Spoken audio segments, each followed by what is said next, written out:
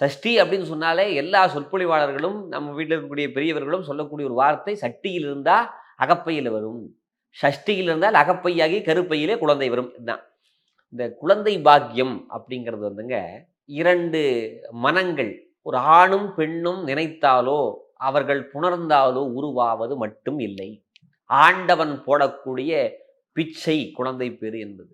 அத நம்ம புரிஞ்சுக்கணும். வாரியார் சுவாமிகள் சொல்லுவாரு, 90 வயசுலயும் கூட ஒருத்தன் கல்யாணம் பண்ணிக்கலாம்.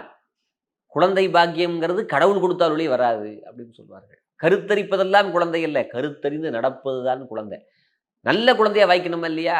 ஒழுக்கமான குழந்தையா இருக்கணும், நேர்மையான குழந்தையா இருக்கணும். அதெல்லாம் கடவுள் தான் குடுக்கணும். நான் ஒரு முறை அருணகிரிநாதர் விழாக்காக, திருப்புகழ் விழாவிற்காக மலேசியாவுக்கு போயிருந்தேன். ஒரு பெரிய மருத்துவர் எங்கள அழைச்சிருந்தாரு. அவர் வந்து திருப்புகழ்லயே எக்ஸ்பர்ட். நல்ல ஆன்மீகத்தில பெரிய ஈடுபாடு. டாக்டர் ஜெயபாலன் வள்ளியப்பன்னு பேரு. அவரோட நான் பயணிச்சுக்கிட்டு இருக்கும்போது கேட்டேன், டாக்டர் திருமணத்த முடிச்சுட்டு பிள்ளை பேரு, அதாவது குழந்தைய கொஞ்சம் தள்ளி பிளான் பண்ணலான்னு பண்றாங்களே, அது சரியா? பண்றது சரிதான் சார், எங்களுக்கு நன்மை அப்டின்னாரு. என்ன சார் சொல்றீங்க? சிரிச்சுக்கிட்டே சொன்னாரு, எங்களுக்கு நன்மைன்னு. ஆமாங்க, கடவுள் குடுக்கணும்னு நெனச்சிருப்பாரு. நீங்களா அத எப்படி நீங்க தடுக்கலாம்?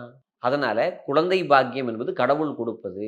அத எப்ப கடவுள் குடுக்குறாரோ, அப்போது நாம் பிச்சை ஏந்திக் கொள்ளணும் அப்படின்னு மருத்துவர் சொன்னாரு. யாரு? அவர் வந்து ஒரு மகப்பேறு மருத்துவர். அவரு சொல்றார்.